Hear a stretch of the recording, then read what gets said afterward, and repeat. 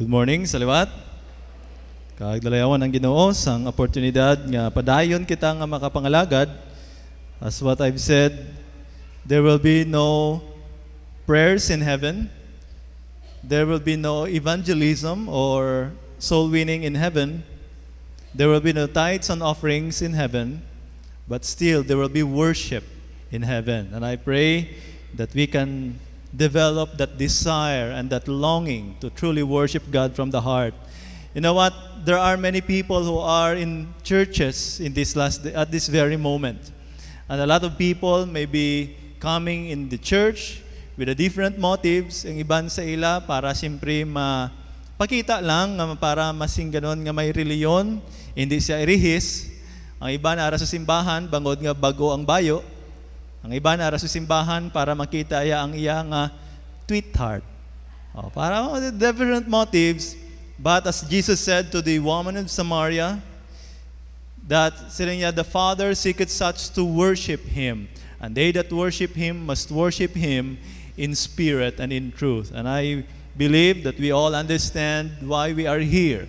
It is for the purpose of worshiping God. So do away any monkey business. We'll do the business of God, and that is to worship Him this morning. Let's open our Bibles to the book of Daniel, Daniel chapter 1, verses 1 up to 8, and we'll be studying how Daniel stood for God, and even though he is a believer of God in the midst of an unchristian or unbelieving society or nation. Remember that during this time, Daniel, together with some of the Jews, they were exiled to Mesopotamia or Babylon, and that they were there in order to be trained, in order to be used by the king. And while in preparation, they were approached by the prince of the eunuchs in order to feed them with the king's meat. So dili naton makita ang response ni Daniel and how in this Christian society or in this unchristian society. I know as Christians, it's hard to live in an unchristian society. It's just easy to show our Christian life or our being Christians or our Christ-like life when we are in the church. But it's sad to say that many of us are losing our identity with Jesus when we are in this or when we are outside in the midst of this unchristian society. So magatindog kita sa pagbasa sa pulong sang Ginoo, paghatag katahuran samtang nga ginabasa ini, Daniel chapter 1, let's read verses 1 up to 8. Okay, silindirian in the third year of the reign of Jehoiakim, king of Judah, came Nebuchadnezzar, king of Babylon, unto Jerusalem and besieged it. And the Lord gave Jehoiakim, king of Judah, into his hand with parts of the vessels of the house of God, which he carried into the land of Shinar, to the house of his God, and he brought the vessels into the treasure house of his God. And the king spake unto Ashpenaz, the master of his eunuchs, that he should bring certain of the children of Israel, and the king's seed, and of the princess, children in whom was no blemish, but well favored and skillful in all wisdom and cunning in knowledge and understanding science, and in such as had ability in them to stand in the king's palace, and whom they might teach the learnings and the tongue of the Chaldeans. And the king appointed them a daily provision of the king's meat and of the wine which he drank, so nourishing them 3 years, so that at the end thereof they might stand before the king. Now among these were of the children of the Judah, Daniel, Hananiah, Mishael, and Azariah, unto whom the prince of the eunuchs gave names, for he gave unto Daniel the name of Belteshazzar, unto Hananiah Shadrach, unto Mishael of Meshach, and of Azariah of Abednego. But Daniel purposed in his heart that he would not defile himself with a portion of the king's meat, nor with the wine which he drank. Therefore he requested of the prince of the eunuchs that he might not defile himself. Shall we pray?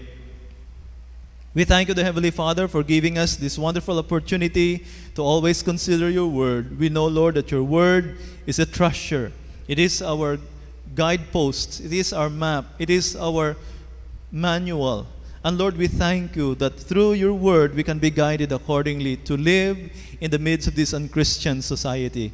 We thank you for the Holy Spirit giving us the wisdom, giving us the understanding, and giving us, Lord, the capacity to stand before you. So Lord, may you challenge us to your word this morning, and may you speak to us in this entirety while your word is being preached. May we be focused enough only on your word, and help us, Lord, to avoid anything that may distract us from your word. So Lord, guide us, and it is our prayer and our desire that may your will might be done in each of our lives this morning. Be with each one. In Jesus' name we ask all these things. Amen. Thank you. You may be seated. The Christian in an unchristian society. The Christian in an unchristian society. I believe we are in a constant encounter with the world. We are in this unseen battle. Whether we like it or not, as Christians, we are living a different standard, while the world is living a different standard. So sa aton kabuhi, hindi naton ma-deny that every day we are facing the struggles. We are facing difficulties. It's hard for us to live against all odds. While most of our classmates maybe would favor sang madamo nga butang nga hindi suno sa pulong sang Dios, and truly it's hard to stand against them. Ang pulong sang Ginoo nagasugid sa aton that we are always in conflict with the world. That is why si John naghambal nga siling niya, if you are a friend of the world, you are an enemy of God. So nagapakita lang nga kung mag-side kita sa Ginoo, kontra naton ang kalibutan or kontrahon kita sa kalibutan. And that Satan wants to destroy us, basically, siling ni Jesus sa John chapter 10 and verse 10, that the thief cometh not but for to steal, to kill, and to destroy.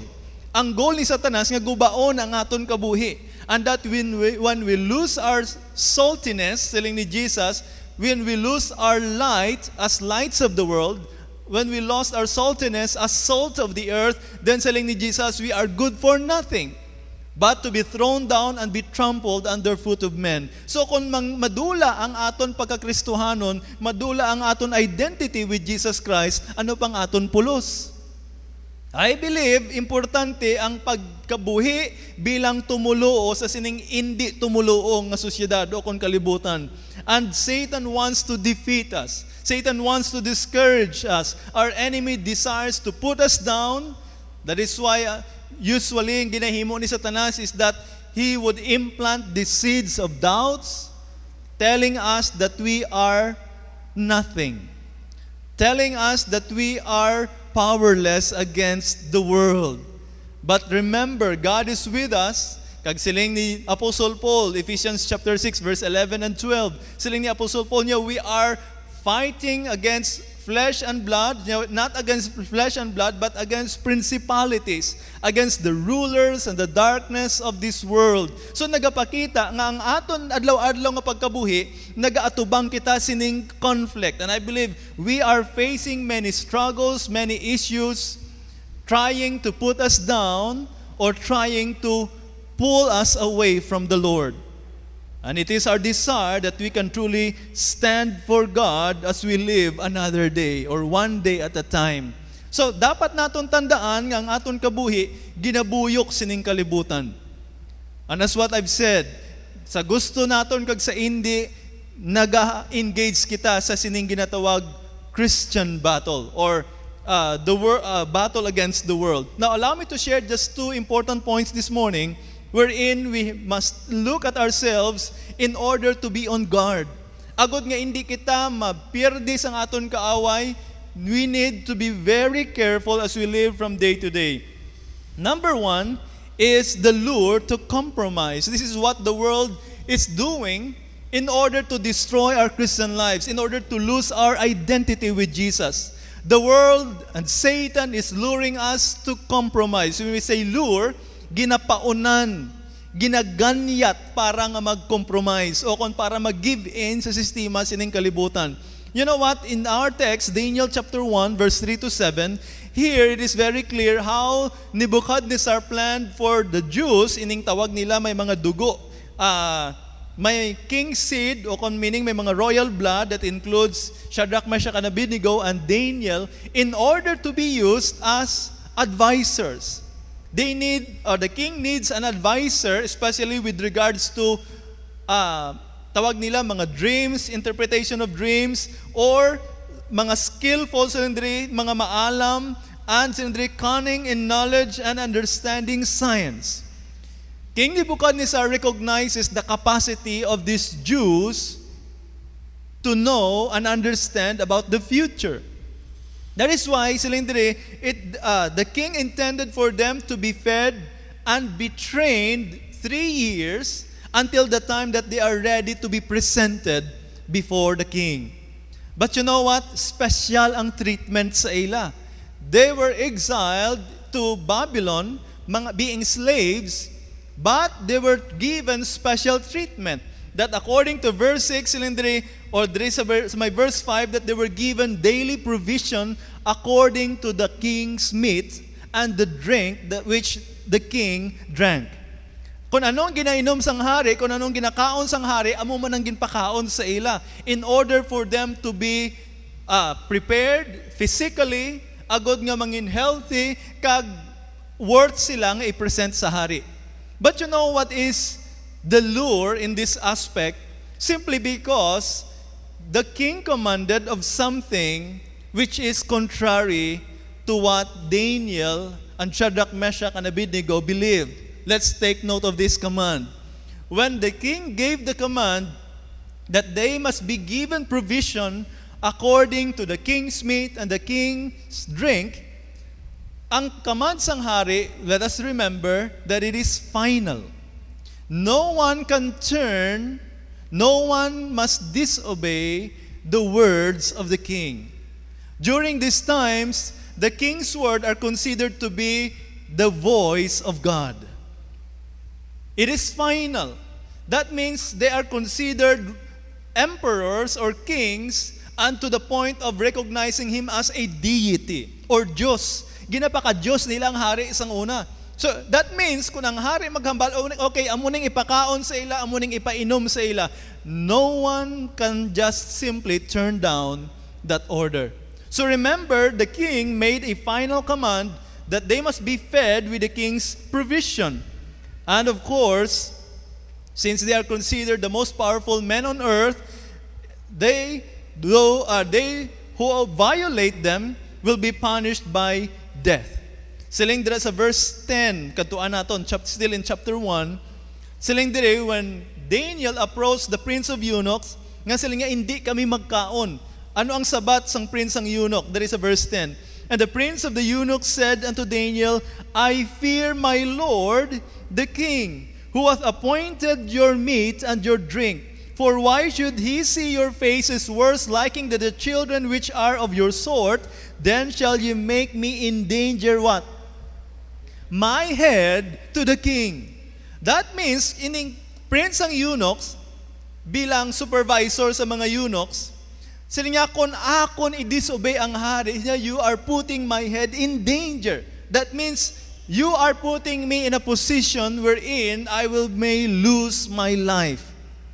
Because it's not right to disobey or to violate the words or the command of a king. Naintindihan ini sang prince ang eunuchs. That is why, sa kay Daniel, lain ang yatagipusoon. Daniel could have give in. Ano malang na? Pagkaon malang na. Kung kita to guro, masiling pata, ay salamat, hindi ta magmantiner utan. Last night, dito kami nanyapon sa Korean restaurant sa pagkakahang ng mga pagkaon. Pero namit man, kaya nga ang mga sila nila niya, Pastor Aster, ano yung hindi mo gustuhan ng pagkaon? Sila ko bisan ano lang, ko pati demonyo, kung madakpan kagilawan, makaon pa kayo mo. Kaya kita nga Baptist, we love to eat, di ba? While others are fasting, we are always feasting. Permite yan na mian makaon mo. So anyway, kung si Daniel declined. He doesn't want to compromise. For what reason? Because let us look at God's command. We know the king commanded and the command was final. And violators to those commands may mean death by cutting their heads. Now here is God's command, and we need to be aware of the commands of the Lord, because according to Leviticus chapter 11, God's command was to beware of unclean animals. beware of unclean animals. Sa atong subong, doay na tayo pangira-kira. But I believe God has a very purpose, He has a very reason why He classified, sining tawag naton, mga pagkaon nga clean kag unclean. Siling sang iban, hindi ka magkaon sang unclean animals kay hindi ka maluwas. Ang pagkaon sang unclean animals, hindi niya para sa aton kaluwasan. Remember, it does not affect our spiritual salvation in terms sa ginatawag pagkaon sang clean kag hindi clean. Pero, health-wise, may ara gid resulta. And why God only intended siya sa mga clean, let's read sa Leviticus, actually there is a chapter 11, parang may hint ka mo, and at least we can read a few of the verses in this chapter, sa chapter 11, kaglantawon naton kung anong instructions ang Ginoo, and to help us also classify kung ano ang okay, kung anong hindi okay kaunon. Siling diri, chapter 11 from verse 1. And the Lord spake unto Moses and to Aaron, saying unto them, Speak unto the children of Israel, saying, These are the beasts which ye shall eat among all the beasts that are on the earth. Whatsoever parteth the hoof, and is cloven-footed, and cheweth the cud among the beasts, that shall ye eat. Nevertheless, these shall ye not eat of them that chew the cud, or of them that divide the hoof. As the camel, because he cheweth the cud, but divideth not the hoof, he is unclean unto you. Hindi pwede kauno ng camel. Ano dira? The coney, because he cheweth the cud, but divideth not the hoof, he is unclean unto you. And the hare, ang rabbit, okay? Because he cheweth the cud, but divideth not the hoof, it is unclean unto you. And the swine, ang baboy, harigid, paborito tang litson, no? And the swine, though he divide the hoof, and he cloven-footed, yet he cheweth not the cud, he is unclean to you. Nga, siya, even though buka ang iyakuko, pero waay sagakaon hilamon. That makes pig to be unclean. Kaya nga, ang rason sang Ginoo, actually, if you would read until verse 23, mabasa mo dira, that includes mga pagkaon halin sa dagat. Actually, ang require lamang, o kung ang gin-instruct sang Ginoo nga pagkaon nga halin sa dagat, ang mga may fins, may sirik, kag may himbis. That means anything nga wala sirik, kag wala himbis, hindi pwede kaunon. That includes kasag, that includes pasayan, that includes alimango, mga nila, ano gaya na, daw pantat, ano gaya na? Halimusan, maka na mga namit. But you know what? Amo na sila mga pagkaon nga high cholesterol, high uric acid. Amo na kon nga agambas ang Ginoo nga unclean na sila because they are health risks food. And God gave the instruction, and I believe all the special food are being served to the king. Lain ang ginhambal sang Ginoo sa katawhan sang Israel, classifying between clean and the unclean, but of course, Babylonians does not recognize which is clean and unclean. So, siling dira, Daniel declined, or si Daniel prohibit yang iya kaugalingon in order to eat any meat nga ginaserve sa king, because those animals or those meat may come from animals considered to be unclean from the Word of God. And what is evident sa siningabahin sa sabat ni Daniel, simply because he wants to rather obey God's command than the command of the king. And I believe it is always a challenge for us as Christians. Our teachers may say different, our schoolmates, our friends may say different, the world may say different from the Word of God, but the question is, do we compromise the Word of God?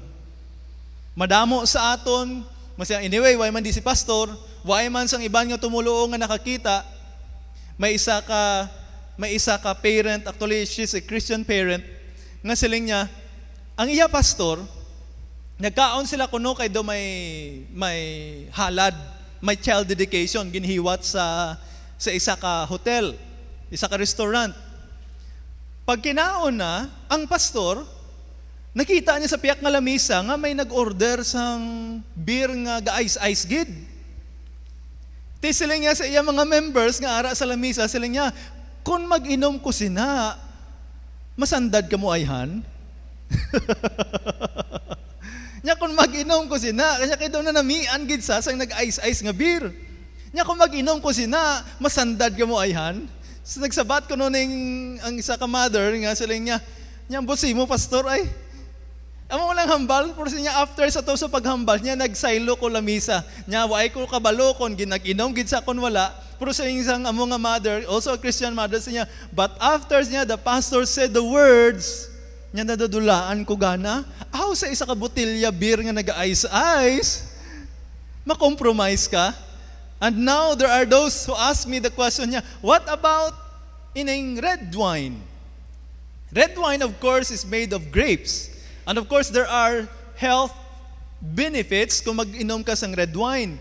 But remember still, drinking red wine being a grapes nga tawag nato na ng fermented na, meaning it already has an increased amount of alcohol, it is only intended that you have to drink at least 1/4 of a glass.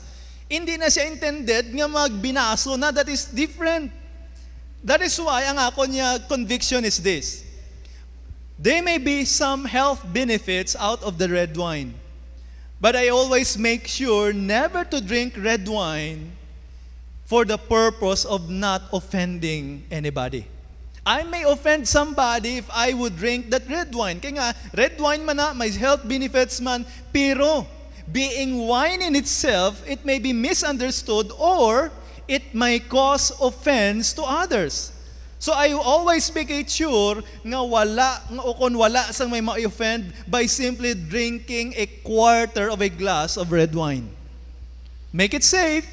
Daniel may not discover what kind of meat nga ginserve para sa hari, kag ginhatag man sa ila, but he made it sure he was beware or he was aware of what we call unclean animals, and he would never compromise eating unclean animals. It is a conviction. I believe it is something nga dapat mangin sa aton nga mga tumuluo.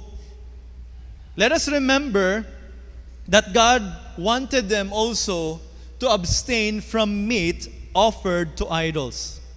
Remember, kings are considered gods during their time. May ara sila ginatawag emperor worship. They considered kings as the voice of God or deities on earth. So in order to be kept away from the lure of to compromise, they made it sure, especially Daniel, to abstain from the animals or meat being offered to idols. Ari ang instruction ni Paul. Acts chapter 15, kadtuan naton in the New Testament. Acts chapter 15 in verse 29, mabasa dira naton ang instruction sang pulong sang Ginoo. 15 verse 29. Okay. Siling diri sa verse 29. And that ye abstain from meats offered to idols, and from blood, and from things strangled, and from fornication, from which, if ye keep yourselves, ye shall do well, fare ye well. Abstain from meats offered to idols. One of the things that these unbelievers or Babylonians do is that they cook the best meats in order to be served to the king whom they consider a god. So that means, ini nga mga pagkaon intended para sa Diyos, para sa idols nga ginasimba nila. And that Daniel doesn't want to take part, even a little, of those meats that had been offered to the king considered to be gods on earth. What about us? Tayo mo lang niya. One shot for the world, for the road. Amo na di ba? One bottle for the road. Pampainit. Amo lang na. May isa ka pastor. Siling ni Brother Jimmy. Sinyati about pastor. Inang gainom siya, isa ka botilya, pero kada adlaw. Siling ko hindi na niya health benefit ang ginakuha niya. Bisyo na. Because when it becomes a customary, it becomes a routine, addiction na iya. Kung masaling ka nga, hindi ka katulog, kung hindi ka mag-inom isa ka botilya, that is not a medicine. Hambali ang asawa mo, bala nga tingkuyan ka para matulugan ka kung ano mo ng problema mo. But to say nga, isa ka botilya kada gabi para lang makatulog ka, addiction na yan. Remember, alcohol is addictive. And once makondisyon ang aton lawas, that means kung magnubo ang alcohol level sa imo lawas, then you can experience changes in your body. Amo man na ang drugs. Kung nasanay na ang imo system, kung permi ka kinanglan, buta ka sang shabu or dapat naka marijuana ka, nakasuyop ka marijuana, kung ma-miss mo na, that means there is something wrong. May ginapangita ng imo lawas, amo man na sa sigarilyo. So, kung magsiling ka nga regular, usual na nga ginahimo, addiction na iya. And it's sad, pastor pa naman. Kag kanami pa mag-justify sang iya sala nga gawi. You see? That is why ang pulong sang Ginoo nagahatag sa aton, I would like to emphasize this, because they stood firm for God. It may cost them their lives, it may cost the life of the prince of the eunuchs, but Daniel doesn't want to take part even just a little in order to compromise. This is what Daniel did. When he wasn't sure of anything, whether good or bad, what he did was to abstain. You know what? There are some debatable issues in the Bible. Watching movies is one. Kaya nga, wala pa man niya sini sa Bible. Amo na kun nga, wala na ginbutang sa Bible. Pero Paul, in his letter to the church of Corinth, sila niya sa chapter 6, 1 Corinthians, niya, all things is expedient for me, and all things are lawful for me, but not all things are expedient. Anong but sa lingon ni Paul? Niya, all things are lawful. Out of personal liberty, okay. But sila niya, not all things are necessary. The word expedient means necessary. So, out of your personal liberty, you have the preference to watch movies. But the question is it necessary? Kinanglanon gid bala? Is it basic sa aton kabuhi para wala nga kung hindi ka maglantaw sini daw wala ka nakainom tubig? Amo na? Hindi man. That means it is not a necessity. Movies is not a necessity. That means may mga butang nga siling diri, if you don't know exactly whether that is right or wrong, what is best for you is to abstain. Sometimes masiling ka, basi waay man may masandad, pero basi may masandad. And if you're not sure, rather keep away from doing so in order to keep others from stumbling. And that Daniel abstained when he wasn't sure whether that food is clean or unclean. He abstained. And this is what Daniel did. Remember, the prince of the eunuchs, according to verse 7, their names were changed. But remember, their identity was never changed. They were given Babylonian names, but their life still remained with God. Their faith still remained with God. Silindra sa verse 7, and to whom the prince of the eunuchs gave names, for he gave unto Daniel the name of Belteshazzar, and to Hananiah of Shadrach, and to Mishael of Meshach, and to Azariah of Abednego. Shadrach, Meshach, and Abednego they are actually Babylonian names. They may have a new name, but they are still the same believers of God. And that ginpahayag din ni Daniel ang ginatawag nilang pagpahayag sang ila conviction para sa Ginoo. They may have a new name, but they still have that same conviction. They still look at sin as sin. You know what? In these last days, the change of immorality to morality is becoming an acceptable norm. Sang una, sa Bible, ang sala, subong okay na. Last night, while I was studying, I came across with, actually, ara ko subscribe sa onenews.com, a Christian organization that gives social issues, giving Christian perspective on social issues. You know what? The report last night is this, that parents allow their children, not teens, but children who believes that they are of opposite sex. That means they were born girls, but actually they believe they are boys. That means children with homosexual tendencies parents are just giving them, sining ginatawag nila, mga hormonal changes, ng mga bulong. Kabataan, gina-inject ka na hormonal changes para ma-change ang ila body features. Nga ang lalaki, magatubo, bangod sang, ano kaya na, inang gina-inject sa mga babae? Estrogen. Agod nga, mag-change ang body shape. Mangin babae. And later, when they are at the right age, they will be given sex transplant. Parents simply approved that move. But there was this Christian psychologist, Christian doctor, nga siling niya, it would be dangerous for children before 16 years old.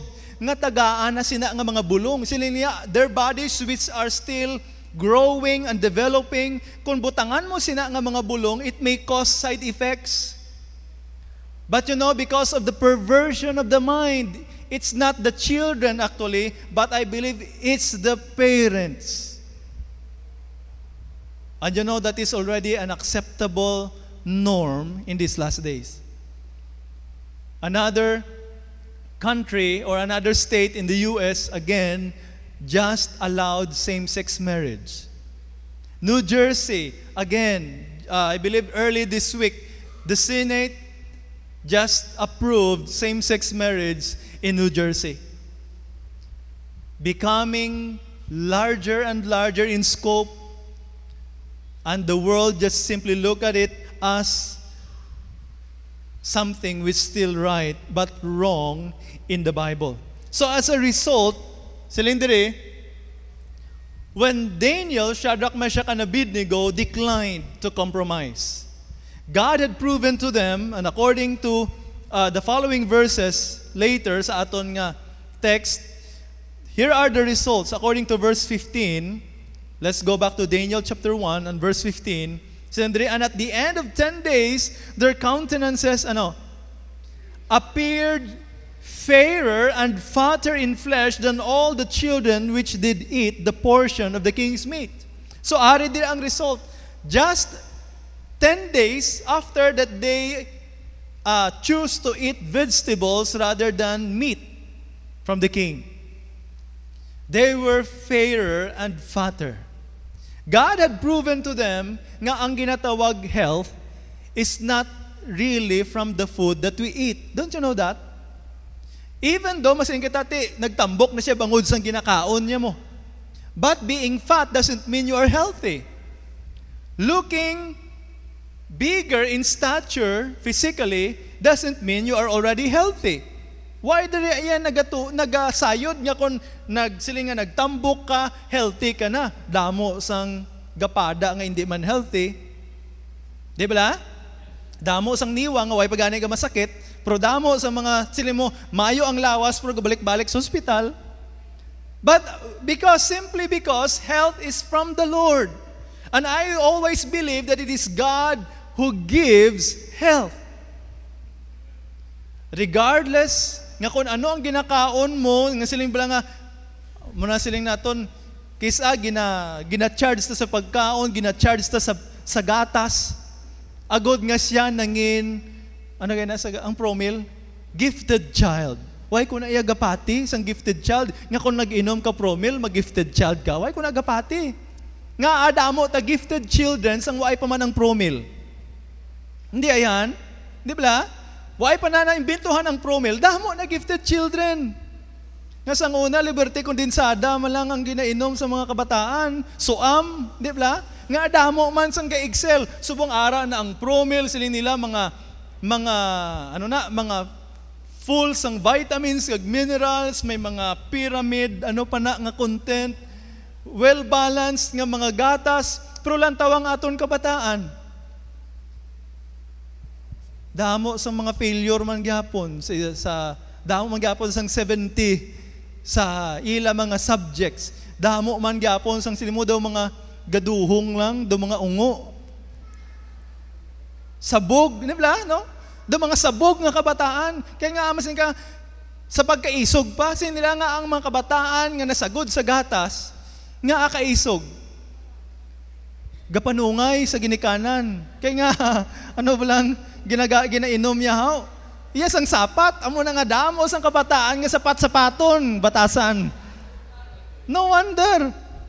Maayo pang mga ginikanan sang unang ati, ang ginasaligan, breastfeeding malang kag suam, kag mga sabaw sang utan, maayo pa. So I don't believe sining mga advertisement sa mga gatas nga mga ano pa da nga para nga mag-inom, magtaas ang IQ, ang EQ sang bata. EQ ko ano yung gali na, diaper na diaper na yung gali. Anyway, it is God who grants the health. And it is just because Daniel, Shadrach, and Abednego always believe in the way of God, even in eating food, in the foods that they eat. Silindri, after 10 days, they were fairer and fatter. And again, what are the more results? They are 10 times better. Imagine, nagakaon lang sila utan and they abstain from the king's meat, from the king's drink, and silindri, they were 10 times better than others. Look at verse 10. Silindri, and in all matters of, verse 20, chapter 1, verse 20, and in all matters of wisdom and understanding that the king inquired of them, he found them 10 times better than all the magicians and astrologers that were in all his realm. In the entire kingdom, Daniel, Shadrach, and Abednego were 10 times better than the rest. Imagine. And again, it is God who grants them the wisdom and not from the food that they eat. Because they followed the way of God, they followed the command of God, then God blessed them and proved to them that truly He is the God of promise. Let's look at these words. Compromise doesn't have to be big deals, but comes in simple situations that causes us to be defiled.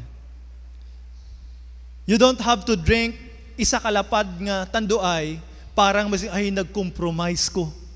Hindi mo kinanglan nga nag-inom sang isa kakahang nga beer para magsingbo naka-compromise ko.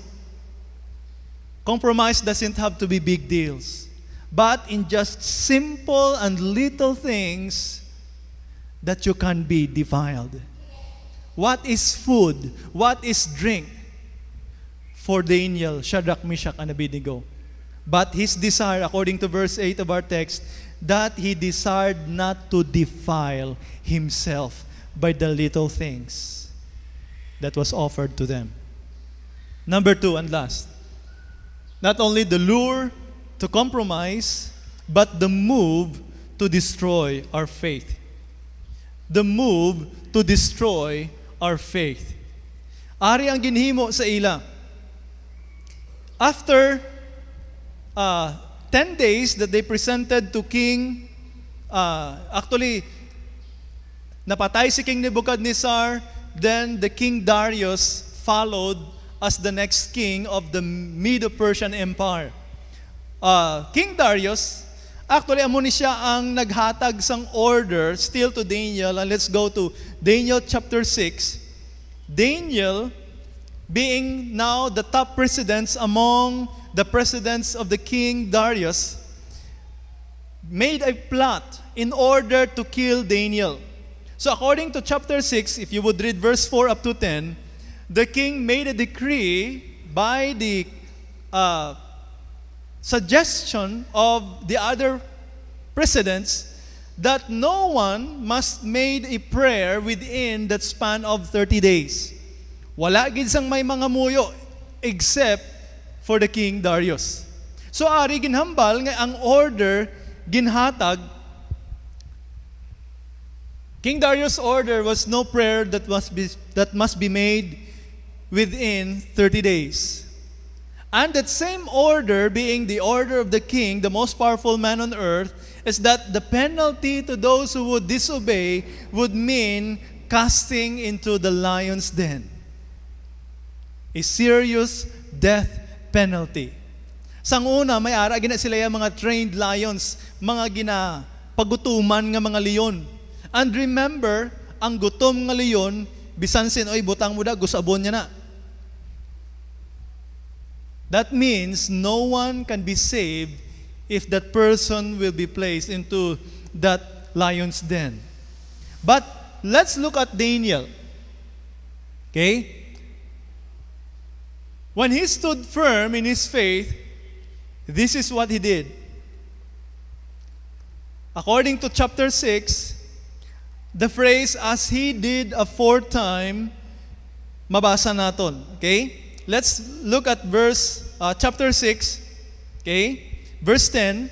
Now when Daniel knew that the writing was signed, he went into his house, and his windows being open in his chamber toward Jerusalem, he kneeled upon his knees 3 times a day and prayed and gave thanks before his God. I want you to underline that phrase, as he did aforetime, or as he did before, prior to the giving of that command or giving of that decree. Si Daniel, ginhimo niya gyapon. He opened his windows. He never desired to keep his lifestyle, his Christian life, to be in secret. You know what? Madamo sa aton nga Christian lang ta kun Domingo. But once we are in our schools, in our classrooms, with our friends, it's sad that we are living like one of them. We are hiding our Christianity. That as much as possible, we will never utter the name of Jesus. As much as possible, our classmates must never see that we are praying. That at least, ang aton mga office mates, hindi gid makadetect nga Christian ka. So you have to hide your Bible. You have to hide your mga Christian bookmarks. You hide your Christian literatures because you want to hide your Christianity. But Daniel kept on opening his windows because he wants to show his Christian life. Kabay nga hindi ka mahuya. Dapat bala ikahuya ang pagkakristuhanon? While many people are cursing left and right, may isa ko katao nga nabatian nga ang beginning sang sentence, ang middle sang sentence, ang period sang sentence, pamuyayaw. Why sa nahuya? Why sila nahuya mag-istorya sa mga dinupak? Why sila nahuya mag-istorya kung anong ginhimo sa nubya niya? Sa nagkadto sila sa motel? Why sa nahuya? But why many Christians are ashamed to show their being Christians? Why many Christians are even ashamed of praying when you are inside the restaurant? When you are about to eat your hamburger, your french fries. Nahuya ka malang mga muyo. Damo, tao?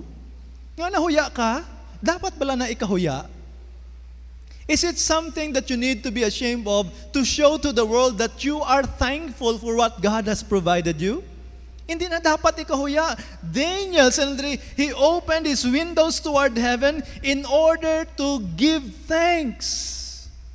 And I believe Daniel thanked God even for the decree of King Darius.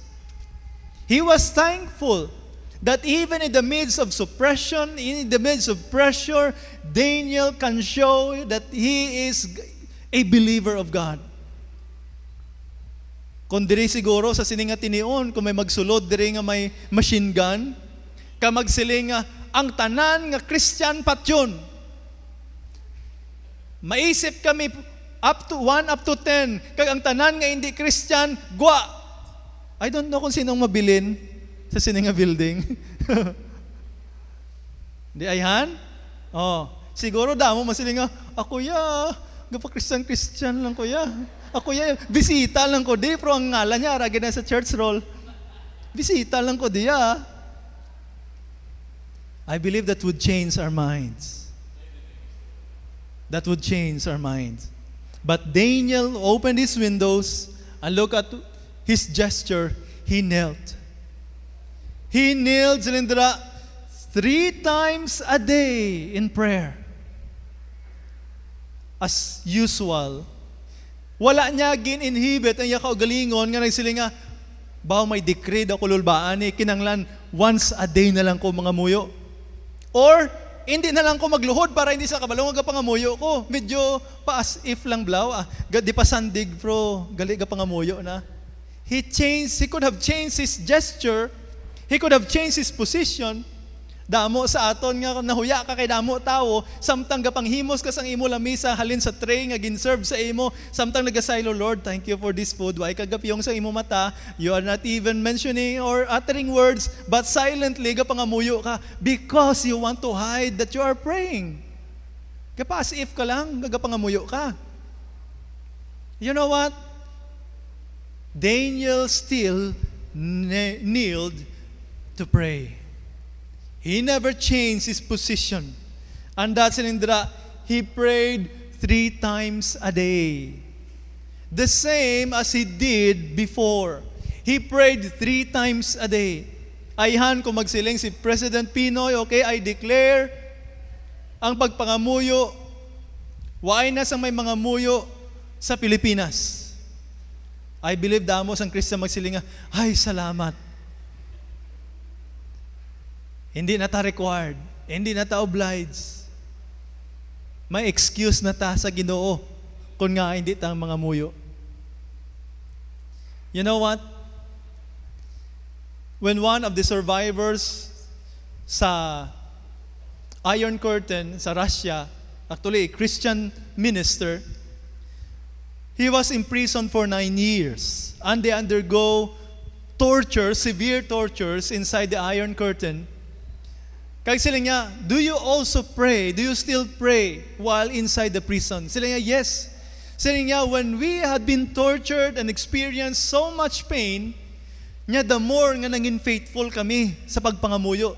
Sila niya, ano man ang ginapangamuyuan nyo? Niya, one of our prayers is that, Lord, send communism to the free countries.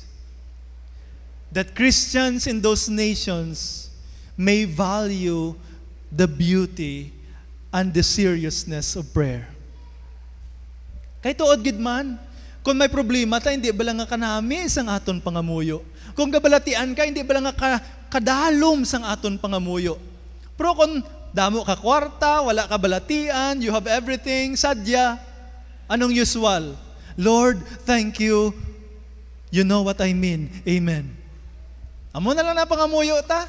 Hasta na lang bunggos kisami. Kaya nga ado wala naton gani ginamin ang aton prayer. Kaya nga mayo matiyag ta mo. And why God allows us to be in pressures, to be in difficulties? Because God wants to increase our prayer life.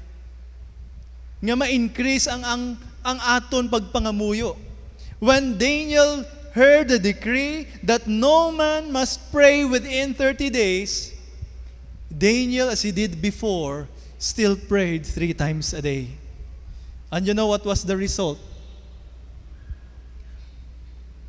Daniel was caught praying because he opened his windows and the gesture of that prayer was still in him, and that he was seen 3 times a day making that prayer. Why na ginlipod ni Daniel? He was brought before King Darius and was given that penalty, and that he was placed into the lion's den. As a result, makita natin dire, chapter 6, look at verse 20 to 24. Okay, I want you to focus your attention. Verse 20 to 24, and when he came to the den, he cried with a lamentable voice unto Daniel, And the king spake and said to Daniel, O Daniel, servant of the living God, is thy God whom thou servest continually able to deliver thee from the lions? Then said Daniel unto the king, O king, live forever.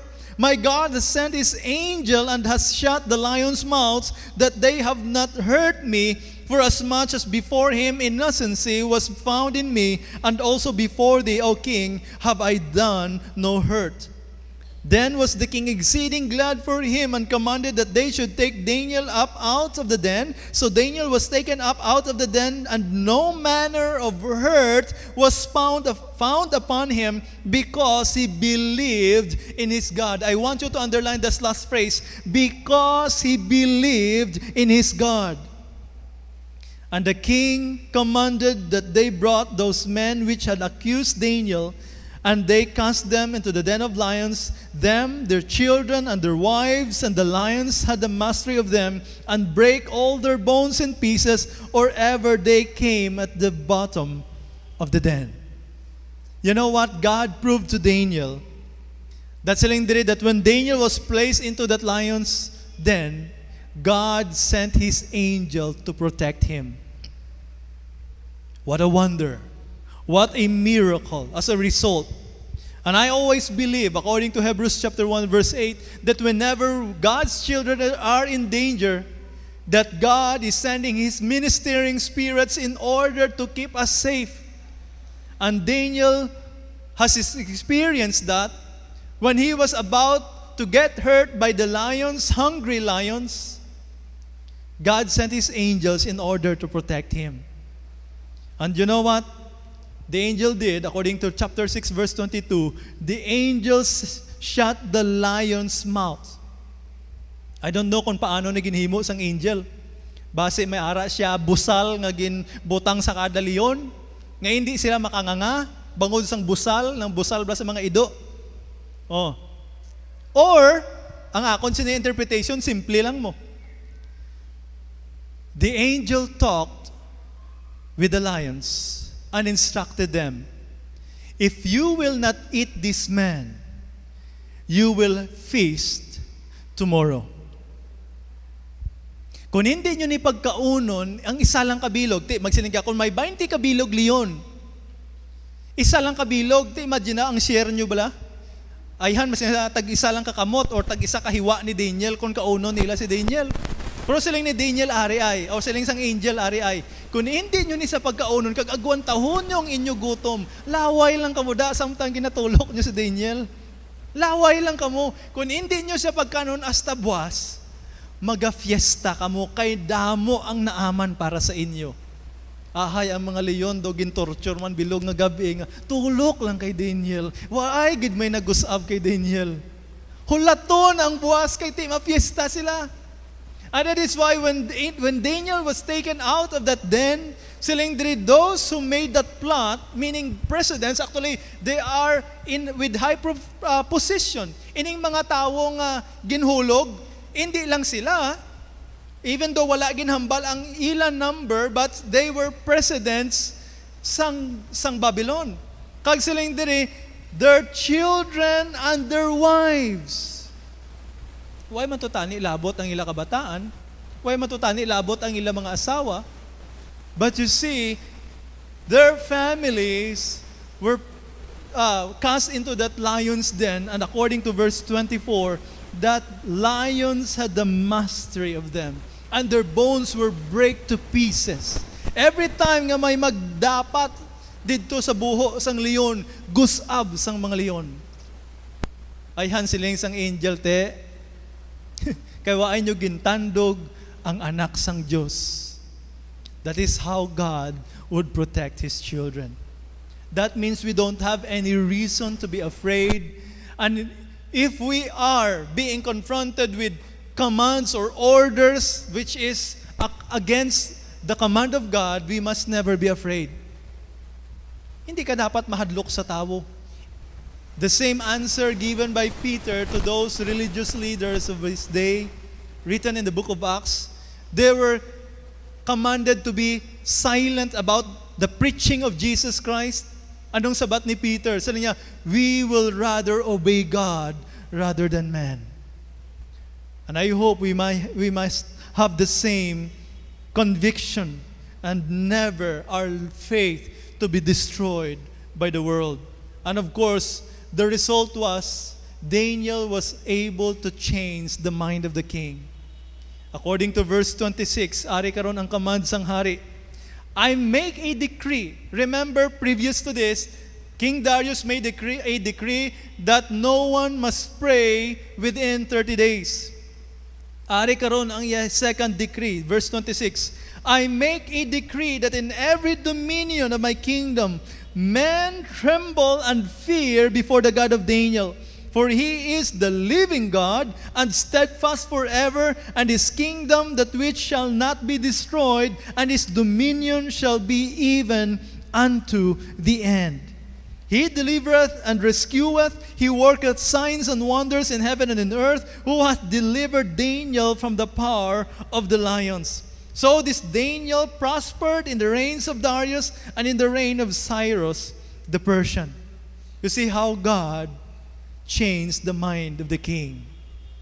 After he proven his faithfulness to Daniel, he proven his promises to Daniel, it was able to change the mind of the king. And also Daniel received promotion. Sometimes we want to just compromise because we want to be promoted. Amo ning madamo nga sala sa madamo nga tumuluo. Kisan naga-compromise kita, masya, ano abi kay si Bossing ng hagad, happy-happy mo. Kay kung i-turn down ko ang invitation ni Bossing, basi hindi ko ma-promote. So ang aton ginahimo, pasipsip kita sa aton boss, sa aton teachers, pasipsip para nga matagaan high grades, para nga matagaan promotion. But again, let's remember this. Promotion is within the hand of God. Promotion is within the hand of God. Kung ang Ginoo ang mag-promote sa imo, wala sang boss, wala sang manager nga pwede magpugong. Don't you know that? Pero kung bisan na mo nga pasip-sip sa imo boss, kung ang Ginoo hindi mag-promote sa imo, hindi kagid ma-promote. Tandaan mo na. But because Daniel stayed with God, Daniel stick according to the will of God, then he was promoted. Not only, remember, he was recognized during the time of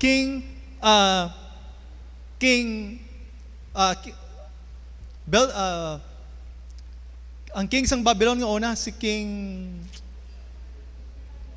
Nebuchadnezzar. During the time of King Darius, he was still promoted. He was the first president among others. And until the King Cyrus of Persia, Daniel was still promoted because he was never destroyed. His faith was still in God, and he would never give in to the pressures of the world.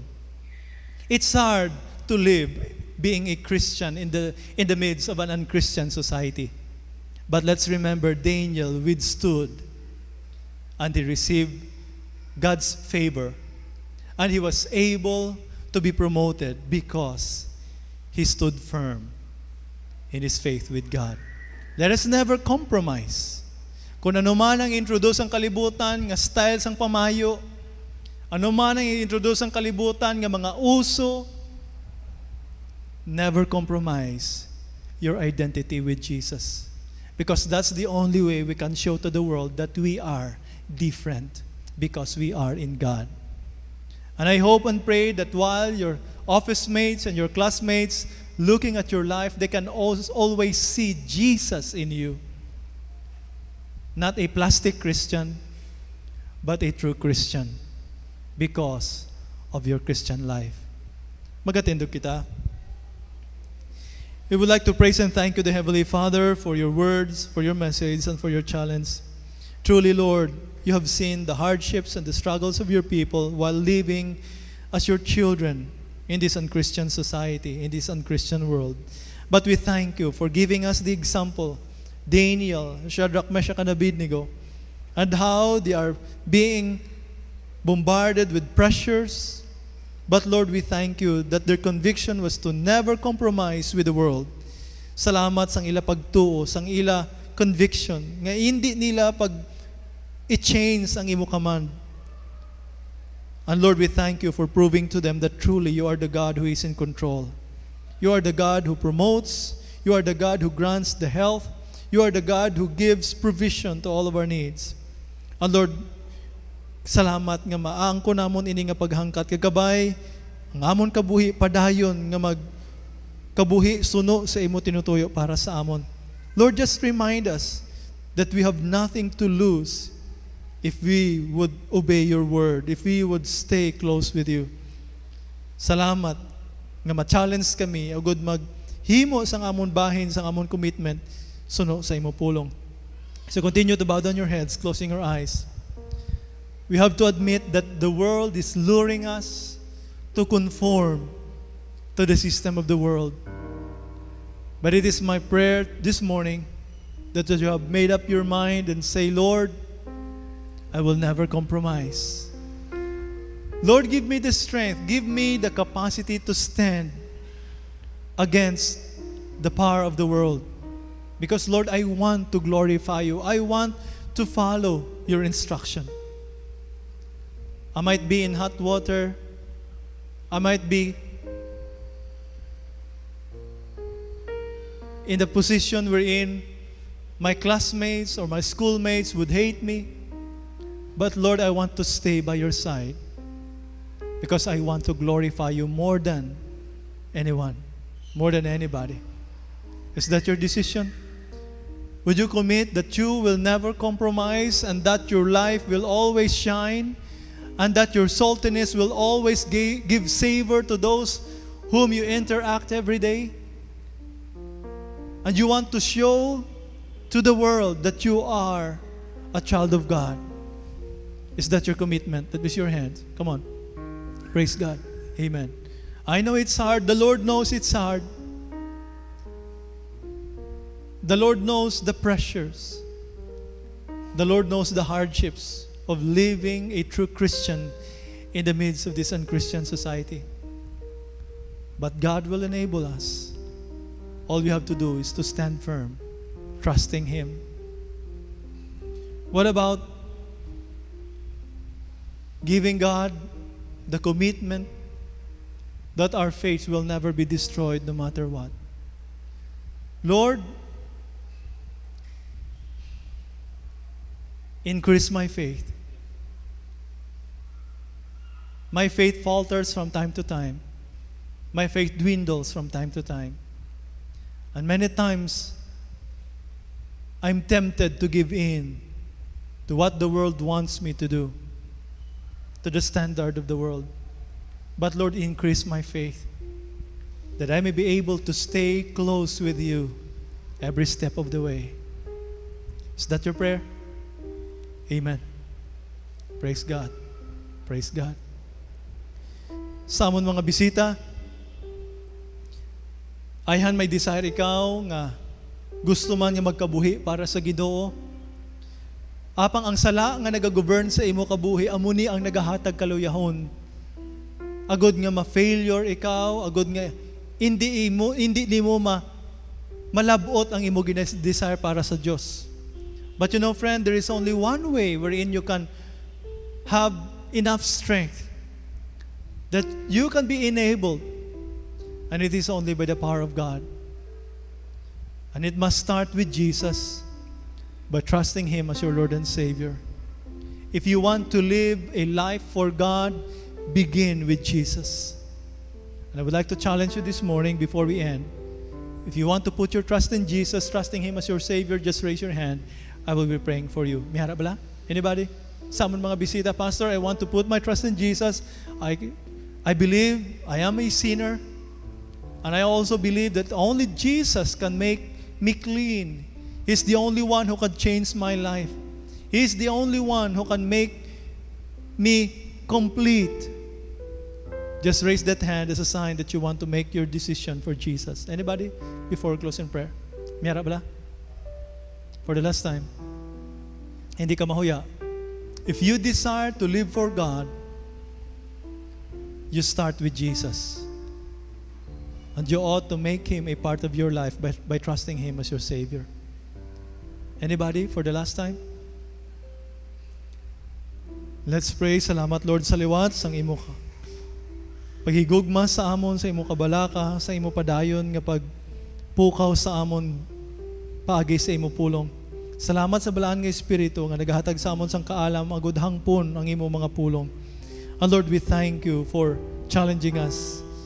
And to those who have raised their hands, Lord, as a sign of every commitment, every prayer, every desire that they have made before you, I pray, Lord, that you would just grant them the strength, the power, and the capacity to fulfill what they have made this morning. We thank you for your church.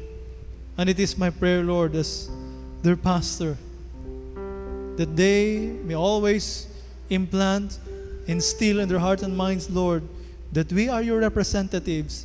And while living within this unchristian community, we must live that Christian life in order to show and beam that light of Jesus. And that our lives we may give that savor, that saltiness to the world. And that our lives may show that difference while others are looking at us. Lord, make this church a church with identity. A church that will live for Jesus.